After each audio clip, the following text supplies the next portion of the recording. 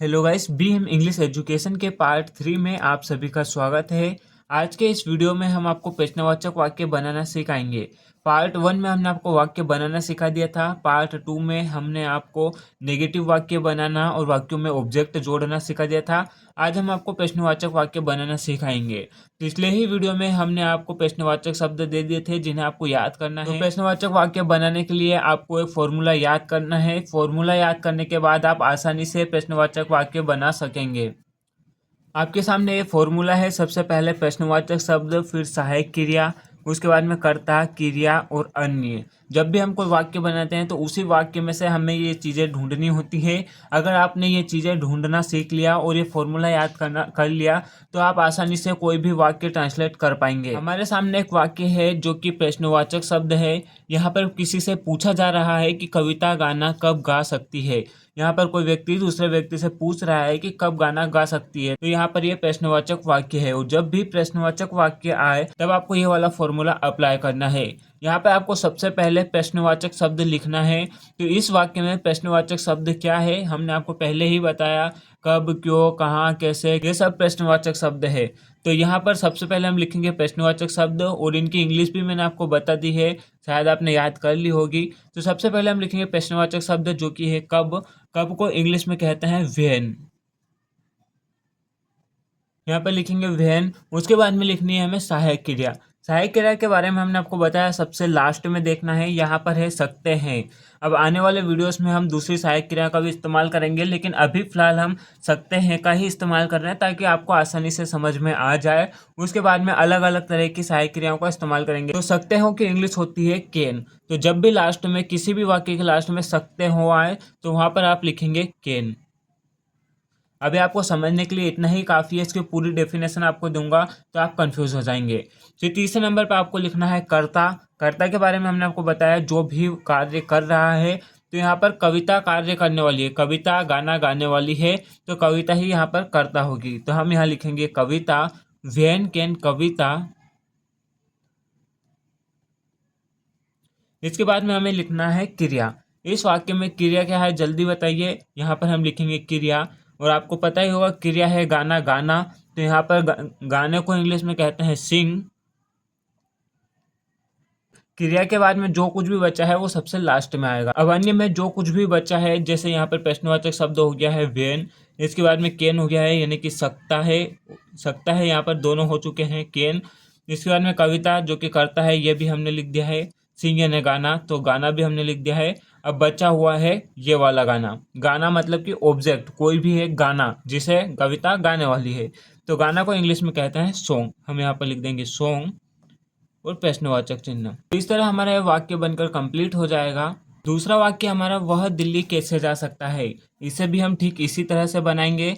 सबसे पहले हम लिखेंगे प्रश्नवाचक शब्द। इस वाक्य में आपको ढूंढना है कि प्रश्नवाचक शब्द कौन सा है। इस वाक्य में वह करता है, दिल्ली कोई एक स्थान है, जाना एक क्रिया है, और सकता है यहाँ पर सहायक क्रिया हमने आपको बता दिया है। तो बचा हुआ है कैसे। कैसे एक प्रश्नवाचक शब्द है, तो हम यहाँ पर सबसे पहले लिखेंगे प्रश्नवाचक शब्द। कैसे को इंग्लिश में कहते हैं हाउ। दूसरे नंबर पर आएगी सहायक क्रिया। सहायक क्रिया आपको लास्ट में देखनी है सकता है। सकता है जब भी वाक्य में आए तो सहायक क्रिया आएगी कैन। फिर आएगा कर्ता। कर्ता इसमें कौन है, वह। यहाँ पर वह है लेकिन लास्ट में आपको देखना सकता है यानी कि वह लड़का है। वह दिल्ली कैसे जा सकता है यानी कि वह लड़का है। अगर वाक्य होता वह दिल्ली कैसे जा सकती है तो वह लड़की होती। अब अगर लड़का है तो यहाँ पर इस्तेमाल होगा ही। अगर वह लड़की होती तो यहाँ पर इस्तेमाल होता सी। तो क्योंकि वह लड़का है इसलिए हमने लिख दिया है सी। इसके बाद में लिखना है क्रिया। क्रिया है जाना। जाने को इंग्लिश में कहते हैं गो। फिर लास्ट में जो भी बचा है यहाँ पर हम देखेंगे अन्य। अन्य में जो कुछ भी बचा है तो अन्य में यहाँ पर बचा है दिल्ली, तो यहाँ पर हम लिख देंगे दिल्ली।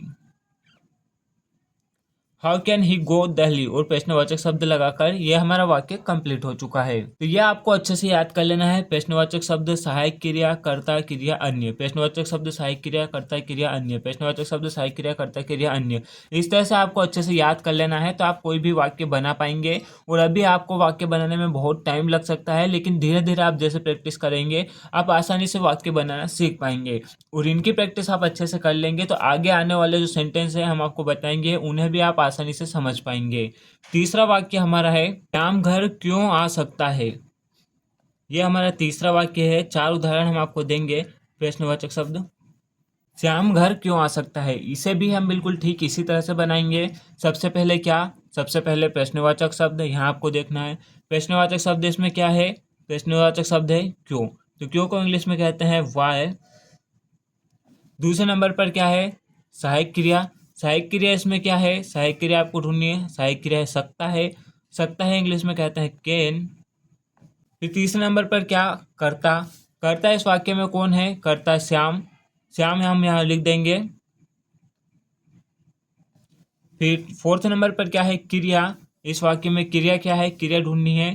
क्रिया है आना, आना क्रिया है, तो आना को इंग्लिश में लिख देंगे कम।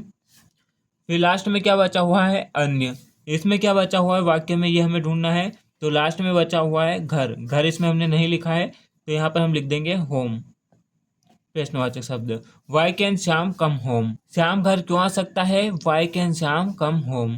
प्रश्नवाचक शब्द, सहायक क्रिया, कर्ता क्रिया, अन्य। लास्ट में आप इस तरह से चेक कर सकते हैं। सिर्फ आपको ये चेक करना है कि क्या आपने सबसे पहले प्रश्नवाचक शब्द लिखा, फिर सहायक क्रिया लिखी, फिर कर्ता लिखा, फिर क्रिया लिखी, और फिर जो बचा हुआ है लास्ट में अन्य वो लिखा। अगर आपने सही लिखा है तो आपका वाक्य सही होगा।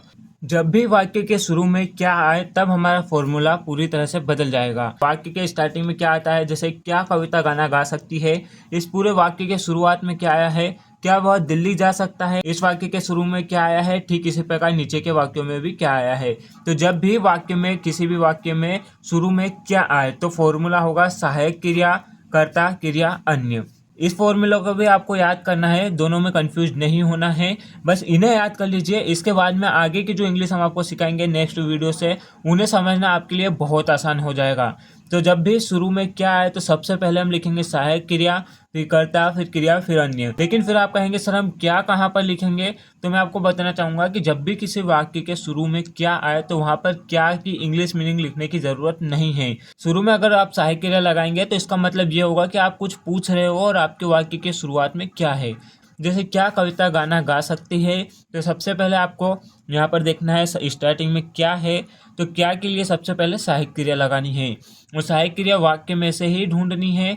इसमें है शक्ति, है शक्ति है कि सहायक क्रिया है कैन, हम यहाँ पर लिखेंगे कैन।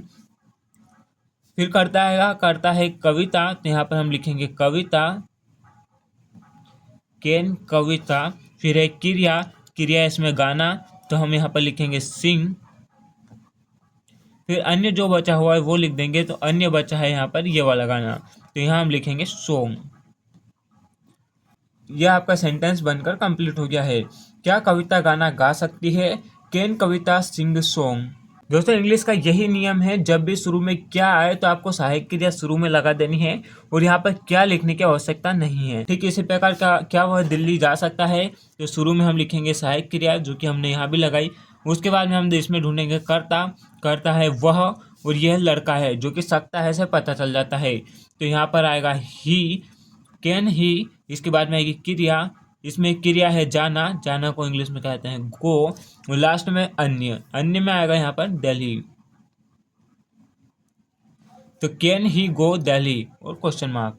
नेक्स्ट है क्या श्याम घर आ सकता है, तो सबसे पहले हम लिखेंगे सहायक क्रिया जो कि है कैन, फिर कर्ता जो कि है श्याम,